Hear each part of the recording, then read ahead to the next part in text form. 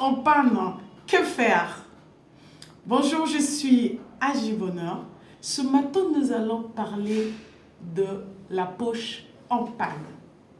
Oui, lorsque la poche est tombée en panne, ce n'est pas comme la voiture. Il y a beaucoup de choses qui vont s'ensuivre derrière cette panne de poche. Il y a par exemple le fait qu'on n'arrive plus à payer les câbles de la télé, donc plus de distractions à la maison. On n'arrive plus à payer la maison, peut-être qu'on va nous mettre même dehors. Les profiteurs sont tous partis. Tous ceux qui vous appelaient boss, ceux-là en tout cas, ils sont partis. On ne peut plus payer le personnel de la maison. Les employés de la maison aussi vont partir. On ne peut même plus s'acheter de l'alcool, voyez-vous. Donc on va plus pouvoir agiter notre cerveau à chaque fois. Ça, c'est gagné. Le cerveau est calme. Les faux amis sont partis. Et même les employés de maison sont partis. Il n'y a plus de télé. Par contre, il y a le calme.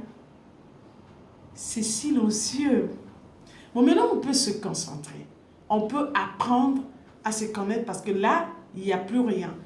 Tu es face à toi-même. Apprends à te connaître durant cette panne de poche. Qui es-tu réellement? Vas-tu rester honnête alors que tu n'as rien à manger? Et si on te proposait quelque chose de malveillant, un commerce bizarre où tu vas avoir des millions, vas-tu le faire simplement parce que tu n'as plus d'argent? Est-ce que réellement tu vas rester honnête? Ta gratitude va-t-elle tomber en panne en même temps que ta poche? Vas-tu oublier tout ce que tu as déjà eu de cette vie parce que tu n'as plus d'argent? Continueras-tu à rendre grâce et à aimer surtout? À t'aimer, à aimer tes proches?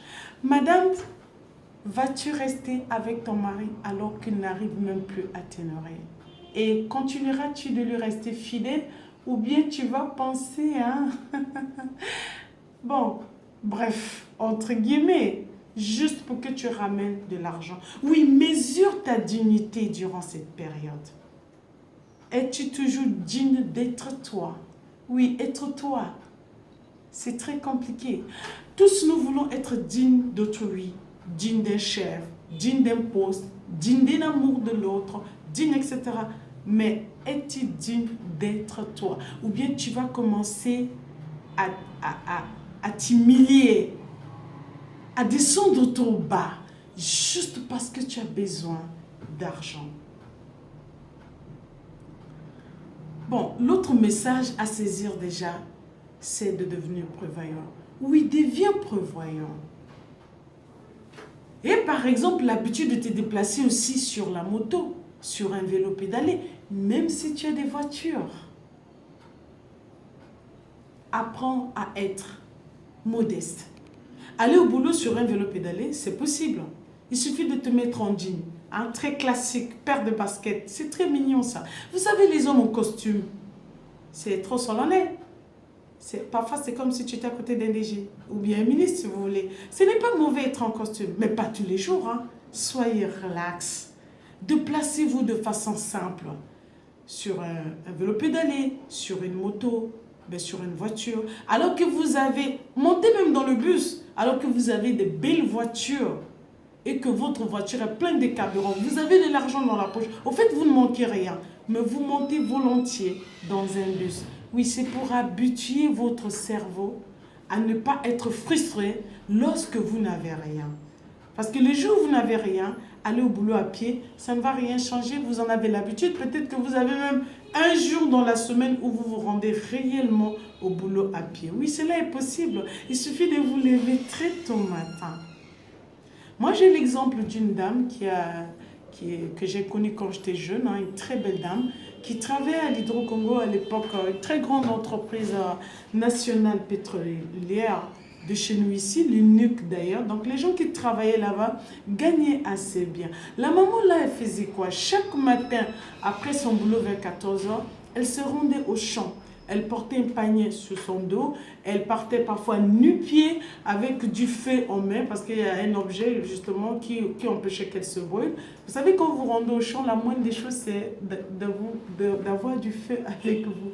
Et elle se comportait exactement comme une princesse de champ parce elle était escortée par sensiblement 8 ou 10 champs. Il y en avait devant et derrière, ça s'amusait partout.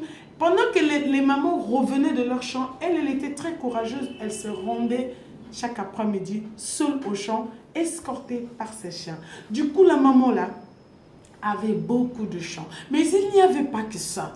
À la maison là où elle habitait, elle hébergeait les moutons, elle élevait les poulets, elle avait beaucoup de choses. Elle avait un peu de, comment est-ce qu'on appelle, de potager dans sa parcelle, c'est-à-dire un peu de tomates, un peu de légumes. En fait, elle faisait tout à la fois. C'était tellement une habitude pour elle que lorsque cette entreprise, c'est-à-dire Hydro-Congo, avait fermé, la maman n'a pas été déséquilibrée par l'arrêt ou, si vous voulez, la fin de son travail. Pendant que ses collègues se plaignaient, se lamentaient du fait qu'ils avaient perdu leur travail, la maman n'a fait que prendre son panier comme chaque jour d'ailleurs. Elle se rendait au champ. Et voyez-vous, il y avait même des gens qui venaient acheter des moutons, des poulets chez elle. Du coup, il ne manquait même pas d'argent.